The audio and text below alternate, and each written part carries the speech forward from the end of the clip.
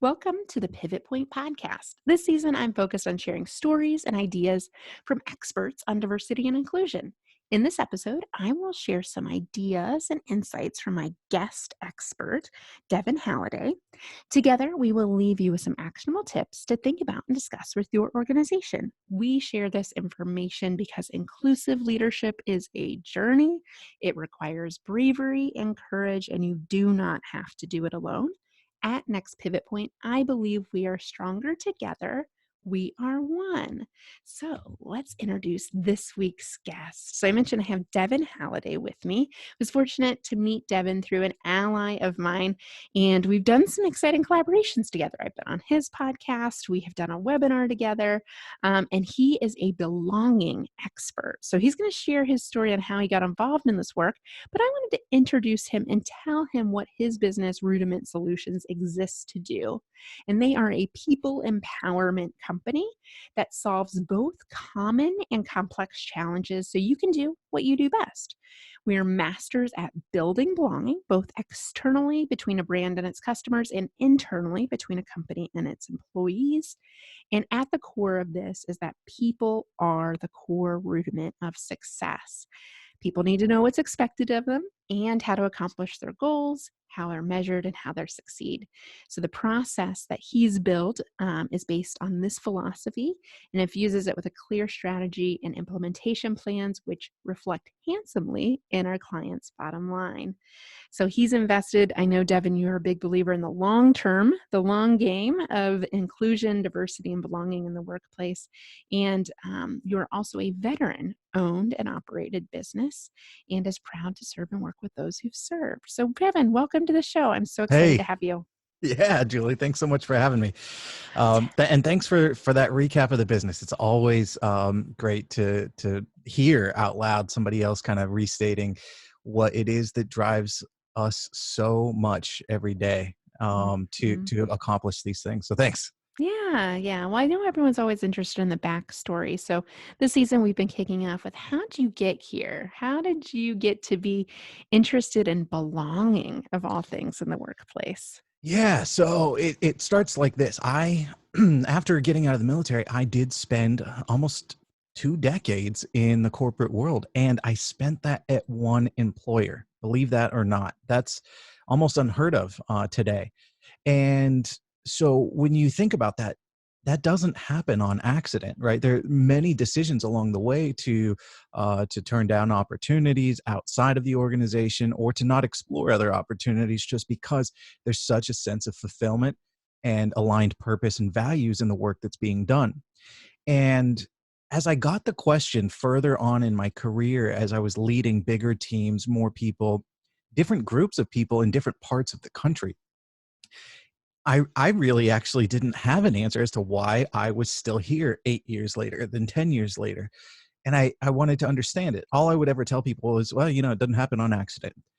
And so for me, somewhere in that journey, it became very clear to me that that sense of belonging is what I felt. I felt like I had value alignment personally with my values and the organization's mission and values, and that it was reflected in the work that was done and how we did our work. And not just that, but also the teams that were being built and created to accomplish all of these things. Even though we were different people from different backgrounds, different experiences, and maybe your kind of standard D&I metrics of ethnicities, genders, right? Those all existed, yet somehow we still all had this aligned purpose. So I really started to become a student at that point in my career. It's fairly early in my leadership career, of what it means to create these teams that are able to accomplish this. And I saw peers of mine who, it didn't matter what team they took over, it didn't matter where they went in the company or the country, they could still create incredible success with these teams. And when I say success, I'm not just talking about the results they produced, but also talking about the unity of their team or the people that they could help get promoted and move into other roles. And so being a student of that early in my leadership career really did inform all of those foundational elements. Now, I didn't call it belonging back then. I didn't have that word necessarily in my vocabulary. I just called it being a servant leader or being a uniter and connector. Yeah, I had these various terms that really didn't peg it. So as I then moved out of the corporate world and into my business, it was really about being very clear that all of these principles and all these actions that work so well, that are hard and challenging to sometimes implement and get others to buy into, they all have such a big payoff. And that payoff is the result you can produce from creating a sense of belonging. So Mm. that's really the story. Mhm. Yeah, what a fun story. I for one love the word belonging. And like you, I didn't survive as long in the corporate world. I served my 12 years, but I felt this missing piece. And that part of your story really resonates with me. And I know it resonates with a lot of our listeners that you can't quite put your finger on it. Like what's missing here? Why Yeah. when I get out of bed in the morning, why do I feel a little pukey? It's not obvious. And now being I removed from that. and I did kind of gloss over that part of the story because I just transitioned from being at the company to being on my own. But there was that period of about, I would say, my last 12 to 18 months where it was very clear to me that um, that value alignment Mm, had kind of ceased to exist. And so for me, it was about making that decision. Then 2 decades in, which is a daunting decision, 2 decades in, right? To mhm, say there's a better way, and I know what that way is, and this is no longer the place to accomplish it. So is it to go do that for some other organization, or is it to go do that with many other organizations? And that was mhm. ultimately the decision. Yeah. Yeah, absolutely. And people love to ask that question, like, how did you decide, to really make the plunge and start your own business? Because it's risky and people are risk averse. Mm, And it's hard. There's ups and downs. You and I have commiserated on some of mm, those. Especially, I think it's ironic sometimes when I talk with IND and belonging folks inside organizations, how lonely the work itself is mm. and how isolating it can be, and your job is to create inclusion and to Right. welcome Yeah. diversity, Let's create a bring sense of everybody together belonging. by me being by myself. Right. Yeah, no, or But feeling that way anyway. Yeah. I think there's a compassion fatigue, on the other side of this, outside of the corporate world and in the D&I space, where we're constantly hearing people's challenges and people are venting to us about what's holding their team back or how they feel left out. And then you have to, be kind of stoic and not make it about you and, provide support. And you're absorbing all of that. And so I think it's really important to practice self-care in this journey. Absolutely. So tough. And Absolutely. I know the end of last year, I in particular got very, very ill. And there were a lot of reasons for that. I wasn't taking care of my health, which is a huge priority now. Mm. Um, and I wasn't monitoring my energy of like, whoa, you're flatlining here. And it just got to the point where my body was like, so I know you think you're smarter than me, but I'm in control. I'm going to slap you with this horrible, Yeah. horrible cough so you can't talk. And as a speaker, that was problematic. It is, and it shows up in so many ways too, physical manifestations, but in mental health as well, right? And Mhm. and that's Yeah. that's where I shared with you, and I'll share with your listeners. Yeah, that's something that even when you're in this space and you're you're practicing regularly with all of your partners, clients, etc., all of these wonderful things, you do absorb a lot of that energy. And if you're giving all that energy without the self care, it can weigh. And so, for Mhm. all of us, no matter who Yeah. you are, all of us as humans, being aware of that is so important, particularly though, as we are working to all serve others. And so, presumably, everybody listening is in that space of serving others, Mhm. but make sure you Mm. serve yourself in a healthy Yep. way too. I often say, you can only give to others what you have in your own Mm, tank. So it's just like the oxygen mask on the airplane, right? Put yours on first. yeah. And especially my work with women. Oh my gosh, we gender socialize this into women to be caregivers and take care of everybody else. And now being a parent of a 5-year-old and socializing with women that have, are primary caregivers and take care of children, they're not taking care of themselves at all. And they're running around just completely in a state of almost panic, and you think, "Wow, like, that's not sustainable." Like, you Yeah, will get survival, burnout. huh? You'll get burnout, you just will. So it's monitoring that energy, and it's not selfish to practice self-care. So, well, I know, Devin, our listeners love stories, and I know you love to tell stories, and Oh, yeah. stories are a key tactic, I know, of building an inclusive culture with belonging, right? So I'm curious, you've been doing this work for some time. Tell us some stories, some things you've seen inside the walls of your clients of, maybe things going right, maybe things not going so right, and love to hear some of the lessons learned in your journey.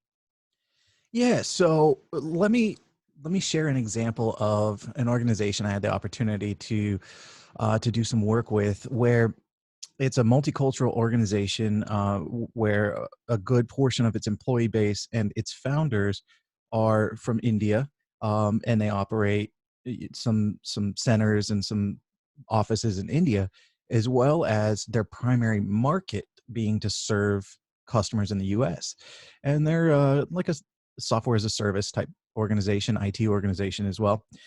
And so the dynamics that exist just inherently by having multinational, cross collaboration, where the work environments, maybe value alignment systems, social, societally, are just different in different cultures. And so as the business grew from its early stages of founders and a handful of employees in both locations, mostly sales in the U.S. and mostly all of the back end in India, um, into an organization that had a couple thousand employees working, in India, and again, all primarily sales and recruitment in the U.S. They found that they had many avenues and channels and fissures, let's call them, that opened up within the organization that, because of the rapid growth, they were not able to see. And with employees giving that feedback up, they did have a culture that allowed employees to share honest, clear, open feedback. And that is one of the most important and essential functions in Mhm. creating belonging, right? Is that sense Yeah. of trust, and the trust that my voice matters, that you'll listen to it. And while you may not take action on every, recommendation or thing that's provided, information that's provided, what you will do is listen and honestly consider different things. And so that happened, where employees were giving this feedback that, hey, we've got some communication issues that are affecting productivity, that are affecting staff turnover. We have some leadership style issues, predominantly the stuff that we see in many organizations, the sales channel versus the other channel, right? Kind of channel specific, issues from a leadership difference in style. And because of the rapid growth, you might have had a business unit manager who is a sales background, who is happening to also oversee this big recruitment process, just because of rapid growth and having to try and at least have somebody in charge. And so, um, systemically, it wasn't necessarily set up for the exact type of environment that they had envisioned from the get-go. So they had this feedback from employees. They said, we need to bring somebody in who can help us see some of those blind spots, who can help us address some of those, concerns, and evaluate where we are doing the right things and continue doing, and where we can make some challenges disappear. So, I came in, spent some time with the C-suite, spent some time with key stakeholders. And as we really formulated what this plan was going to look like, and this is the part where this story unfortunately kind of takes a unexpected U-turn. Um, there was such a disagreement between kind of the US based, sales predominance and marketing heavy teams and leaders, and the Indian-based leadership teams, on how to proceed, that they ultimately decided to just leave things status quo. And the reason I highlight this is, it is so frequent that we run into opportunities where we know that we have some foundational elements that are still strong in an organization, and we have leaders and people who are well intentioned and really driving after what the mission and goals are that are laying in front of them. Yet there's not an ability, to for some to see what the others are seeing. So we have this difference of value or view of, um, of what needs to happen to progress forward.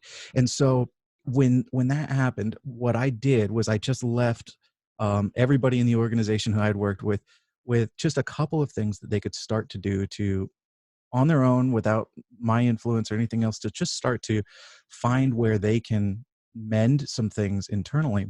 And that opened up the door for a lot of amazing conversations around internally with them that I found out later about around what it meant to have kind of stated values posted on a wall, but not necessarily lived, and how they can start to incorporate that. And then the other place it showed up is they started to evaluate what it was that they put kind of on their performance um, reviews on a weekly and monthly and quarterly basis, and they realized that it had nothing centered in people. And it was all centered in the production of results, which naturally, I think we would all agree that that's probably a good thing to have results. Mhm. But there was nothing centered in people. And so on their own, while it wasn't the same method that was that I would have necessarily deployed myself, they were able to kind of organically start to make some of these conversations real. And again, like I said, they had a pretty good foundation of that sense of some trust and some communication and the ability to share and collaborate, even though there were those challenges that we all face. And I found that to be pretty typical of many of the clients that I do work with, where I'll spend a full engagement and I'll spend the time working with them. But it was like this real kind of very real moment for me, that U-turn so unexpected that it was just going to be such a disagreement that we couldn't work together. But it was so indicative of, I think, what happens in these smaller situations on teams, Mhm. on it within large organizations, where there are cultural differences. The organization I worked for all across the U.S., and I worked all across the U.S. in different functions of the organization. So I found that even in the same company, there were different cultures of how things were viewed and how things were getting done. And a lot of it was dependent, obviously, on kind of the mindset of the leader of that business unit. So to try and wrap this one up and bring this one home, I've had the opportunity now to go back in and start to work with at least the US based team on advancing this. And they're setting a model and setting an example for the rest of their company outside of the US who hasn't quite yet adopted it. But they're starting to ask questions. How are you accomplishing this? How are you doing this? And they can point back to what they're doing with their people to foster and create this leadership environment of inclusivity, this leadership environment Mm. of setting up people who have a little bit of privilege and access with those who, based on where they might have ended up on the opportunity divide, haven't had that. So setting up some Mhm. allyship, and it's been rewarding to see that folks get frustrated, and folks sometimes just don't know what to do, even if they have the answers kind of staring right in front of them, because it feels like such hard work. But Mhm. really, the core elements are there. So it's not that. It's really about making the decision to be uncomfortable, to challenge some of those unconscious biases, and to start looking for information that maybe supports this idea that, hey, the way I've thought about doing this, I'm open to a new way. Yeah, I'll Mhm. try it. What's the worst that could happen? Yeah, hey, that we fail. Ooh, Yeah, and it often isn't that. But I like how your story, I really in particular like the U-turn part of your story. This isn't a linear path. Inclusion doesn't just happen by checking these boxes, and to have your unconscious bias training check, and then to have your values on the wall check. I mean, to your point, it has to be reinforced consistently every day. And I think that's why a lot of practitioners get burnout, like we're talking about the compassion fatigue, but also senior leadership teams, I think, make the mistake of thinking about this as an initiative when you and I know it's a cultural shift. And so I'm curious, Devin, what are some best practices? What are some hallmarks of inclusive teams? One that you said that stuck out in your story was that senior leadership team has to be on board, and not just on board, but actually active on talking about this consistently and behaving in a way that's consistent with it. That's something that's really a non-negotiable for me in my work anymore. I used to show up and speak and be like, "Oh yeah, the leadership team might come." Like, no, they actually need to be there. They actually need to tee it up of why we're doing this and why this matters to us and what I expect from you in this process beyond just today. So I'm curious, what would you add to that list, Devin? Yeah. So one more thing right off the bat to add to that list is not only what the leader expects of their team, but what the team can expect from their leadership when they tee it up as well is Yeah. super important. I'm with you. It is a non-starter at this point for me as well to do work within an organization where I know that we're not going to have the support publicly and individually from those core leaders, the visible effort and communication from those leaders that supports this.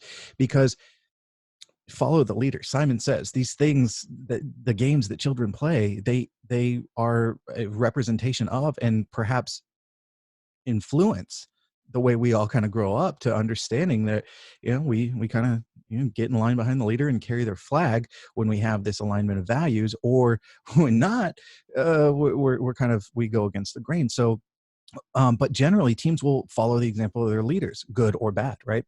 And so the other things to add to your list, in addition to making sure that it is absolutely leadership lived, not just leadership supported, is to create a dialogue, or to work from a place where you already have, and understanding that it's going to be uncomfortable as we go through a change of the way things have quote unquote always been, and that's okay.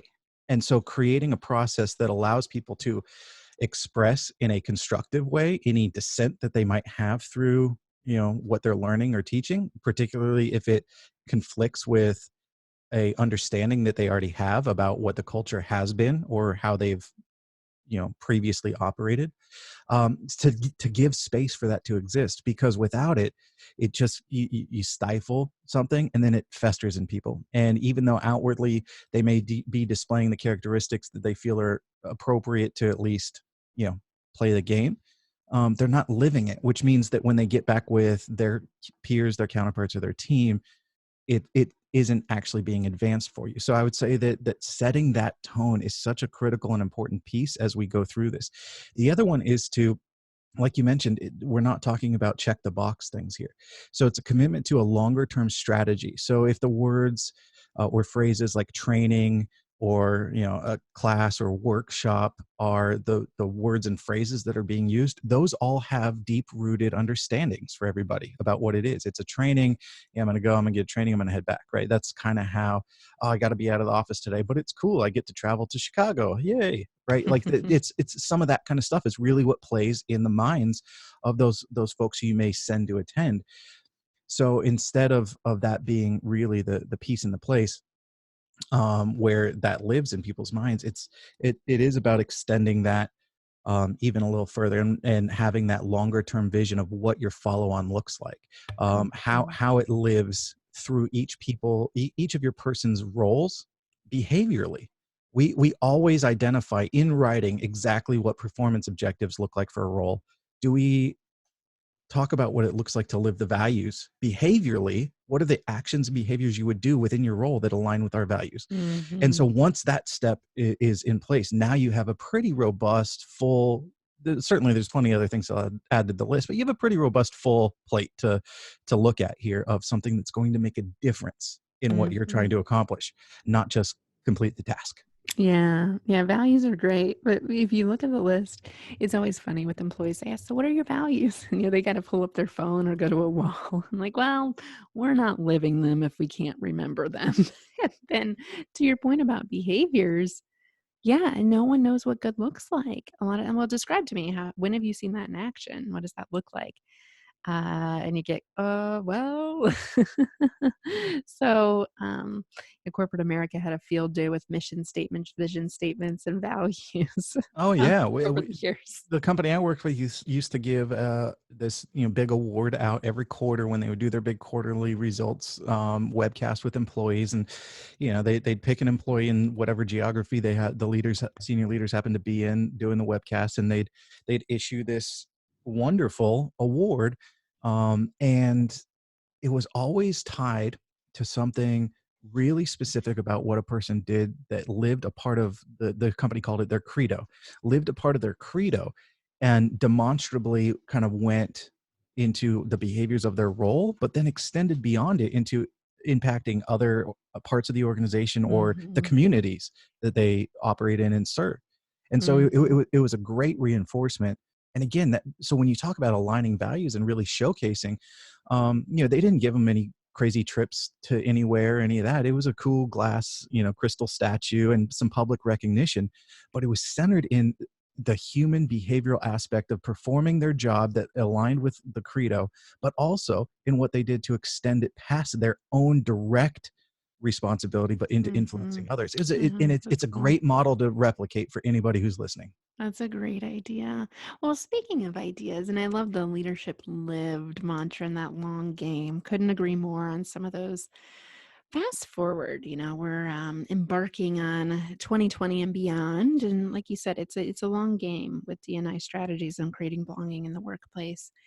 If you had a magic wand or ball or whatever future forecast you could find on D&I, what might you see in the future? Where do you think this conversation's going, Devin? So fortunately, we're really in a place where the leading edge is moving far beyond traditional just kind of DNI metrics that check a box. And so the rest is starting to come along with that. And that's great to see. And so when I think of belonging, one of the key aspects is, and this is the forward looking piece, is in allyship. And I know you're an expert in this, so I'm not gonna suppose to give you all the answers on this, but Well, I love but your take on it, especially as a white guy. I mean, we talked yeah, about this. I was struggling with this season's podcast to get the white male perspective, and I'm like, wow, that's rarely a problem. right. I know. Yeah, us cisgender straight white guys, we like to tell everybody what we think, right? But I am curious, when you talk about allyship, you are exactly the demographic we need involved in the conversation. Yeah. How are we gonna make that shift? It's been a So slow game. so one thing that I would suggest, and I would suggest looking at the existing mentorship programs that exist within an organization, the kind of formalized mentorship programs that exist, and think about who your participants are and how you're sourcing your participants on both sides, at both the mentors and the class of mentees. And think about where your opportunity might exist to do something that elevates to allyship or is supplemented with allyship. The big difference being a mentor really is just anybody who has that experience and knowledge and wisdom that they can pass on to somebody else to help them, whether it's advancing their career, being better at the work that they do, etc. Where the ally distinction is somebody who has inherently some privilege that the person that they're working with does not have, whether that is based on access to information, networks, um, etc. And me as a cisgender straight white man, I am kind of the poster child of privilege. And I don't mean that in a negative way. In fact, I didn't even really recognize that fully until later on because I wasn't that typical. I grew up in Northern California in a very kind of hippie, progressive, liberal, multicultural area. So it took me a while in life to really see that, yeah, I did have some advantages that had nothing to do with any choice of mine, simply born with these advantages. So, but it's about finding people who have that extra bit of privilege, not just knowledge and information that they can share, but access is kind of a big one, right? And Yeah. access can come from these privileges, and opportunity clearly can come from those, the access to those. And so what you do within an organization to create some ally, not just mentors but ally mentors, people Mhm. who can extend that privilege as well. So that doesn't necessarily mean you have to take a C-suite person and have them mentor a new employee. That the roles that they occupy and the jobs that they do may be so far away from each other that there's not a lot of practical work that can also be done. But so it's about finding people who, it's not just, oh hey, we've got this guy, he's been here for 15 years, he knows a lot of stuff, he's going to be a mentor. Look a little deeper than that at what you Yeah. can offer that creates a bigger impact for the people who you are ushering into future leaders of your organization. Yeah, being really intentional about ally networks beyond just mentors and Mm. that P word. I always love it when people can honor that because you didn't do anything wrong. And I think people with privilege is recognizing I didn't do anything wrong and it's not bad that I have it. It's actually really good because then I can help other people. So I have kind of a duty, I have an honor to do that, to be an ally, to strive to be an ally. So Devin, we're out of time, sadly. I know Oh, we could talk forever. indeed. One thing, if you could narrow it down just to one thing for our listeners, one nugget, one idea, one thing to take action on, what would it be? To be a person who fosters collaboration, to be a person who fosters that sense of trust and builds a team that really matters, it requires something that is paramount, and it's a very rudimentary foundational element: to be impeccable at your own self analysis, to challenge your own thinking, to try to prove yourself wrong in areas Mhm, that you've held deeply, to just see if there's something that you're missing, or something that you possess already mhm. that can really become that weapon, or that tool. Weapon is the wrong word. That tool for you Right? Positive to weapon. yeah, right. But that tool for you to have that greater impact, because in most cases, what you already possess, what you already know, and what you already have experience in is enough when you are Mhm, able to reframe to accomplish that thing that might feel like it's just a little out of reach, or just a little too abstract or obscure to mhm. accomplish, like changing culture. That feels like a big thing, but just take one bite. You don't need to eat the whole thing at once. Yeah, yeah, and we can all lead from where we're at. So excellent, Devin. How can our listeners follow you, engage with you? Hey, so if you would like to connect with me, LinkedIn is always a great place for us to connect. Devin Halliday on LinkedIn. You can also find me at devinhalliday.com, and that'll get you out to the book or the podcast or any of the other places you'd like to connect. But I love hearing from, interacting with, and spending time with everybody. So do it. Yeah, and his book will link to in the show notes, The Belonging Factor. Really, really great nuggets to apply at your organization. Because, like you said, it's a journey, but taking those small steps is really, really important. So, thanks, Devin, for being on with us. Really appreciate your perspective. Thanks, Julie. Did you know that you can find all 5 seasons of our 50 plus episodes at nextpivotpoint.com? And you can sign up for a complimentary 7-day preview of our new program, Lead Like an Ally, and order our new book, Lead Like an Ally. I appreciate you listening to this episode. Who do you know that needs to hear this message? Hit the share button and connect with me on LinkedIn. Simply search Julie Kratz, Kratz. I host this podcast because I believe we are stronger together. We are one.